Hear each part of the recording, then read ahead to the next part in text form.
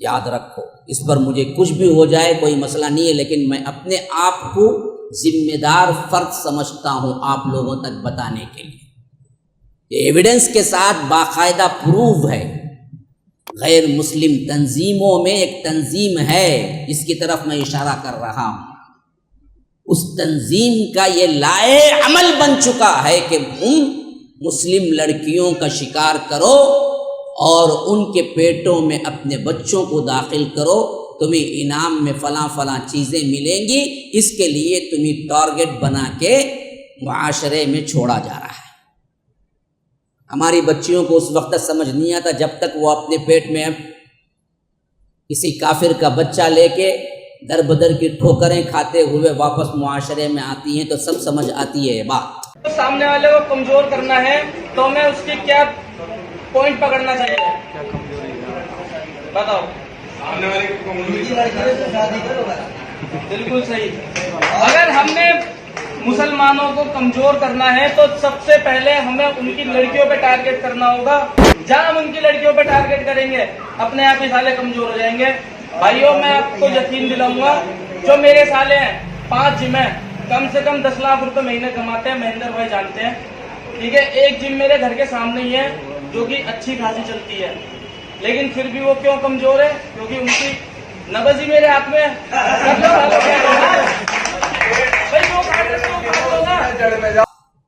حالانکہ اس پر 2006 سے کام شروع ہوا اور اس کا سب سے پہلا کیس 2016 میں آیا۔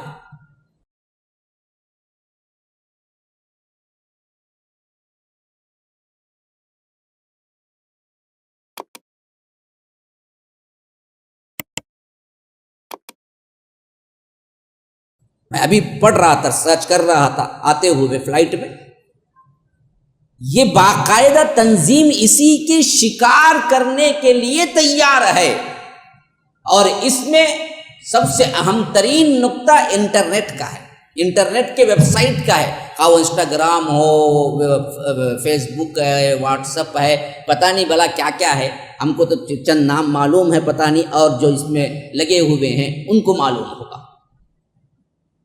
اب ذرا ان بچیوں کا حال دیکھو، ان کو بھی اگر اس سے ہوشیار کیا جائے تو معاملہ پلٹ سکتا ہے، لیکن ہمارے ماں باپ ان باتوں سے بیٹی کو خبردار کرنا معیوب سمجھتے ہیں، بے حیا سمجھتے ہیں۔ یہ باتیں ہم کیسے بولیں گے؟ بے حیا پکچر بیٹھ کے دیکھنا معیوب نہیں سمجھتے۔ آج ضرورت اس بات کی ہے کہ ہر بھائی اپنے بہن کو بٹھائے، ہر ماں باپ اپنے بچیوں کو بٹھا کے سمجھائے، بیٹا یہ جو تمہارے لیے بولتا ہے، تمہارے لیے یہ کہتا ہے، تمہاری تعریفوں کو گنگاتا ہے، تمہیں رکھنے کی کیا آس دلاتا ہے، تم پر پروان چڑھاتا ہے اور تمہارے اندر محبت ڈالتا ہے، اصل میں یہ وہ محبتیں نہیں، سب جھوٹی کاروائیاں ہیں، یہ لے کے اصل میں تمہارے پیٹ میں بچہ پیدا کرنا چاہتا ہے، اور اس کے بعد یہ دراصل اسی قوم کے ساتھ ملتا ہے اور تمہیں چھوڑ دیتا ہے۔ یہ ایک نہیں ہزاروں واقعات اخبارات میں پڑے ہوئے ہیں، پڑھو بیٹھ کے دیکھو۔ یہ ایک بات، پہلی بات۔ دوسری بات، ہم نوجوان بھی ذرا سوچیں، ہر نوجوان پتلی کمر، دبلی، اسمارٹ، خوبصورت، کمانے والی، جمانے والی، حسن لاجواب یہی ڈھونڈے گا، تو پھر وہ کالی، باپردہ، باحجاب، باحیا خواتین کہاں جائیں گے جی؟ معیار بدلو نا آپ بھی۔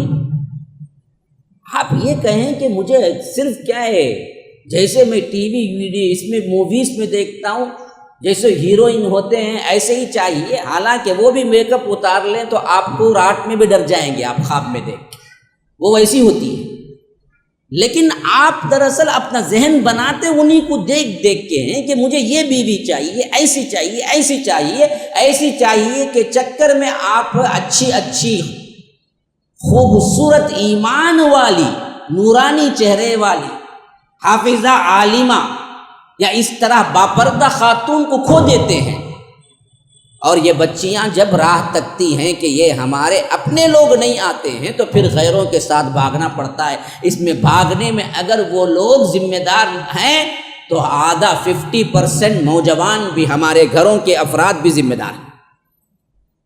اس کو رکانا ہے تو دو طرفہ کام کرنا ہوگا. بچیوں کو بھی سمجھانا ہوگا, بچوں کو بھی سمجھانا ہوگا کہ تم اپنے معیار بدلو. معیار صرف یہی نہیں کہ خوبصورتی ہے, میرے معیار تو دین رکھو بھائی. خوبصورتی مل جائے تو مل جائے, نہ ملی تو کوئی بات نہیں, دین تو اصل دیکھو نا. اللہ کے رسول صلی اللہ علیہ وسلم نے وہی تو فرمایا.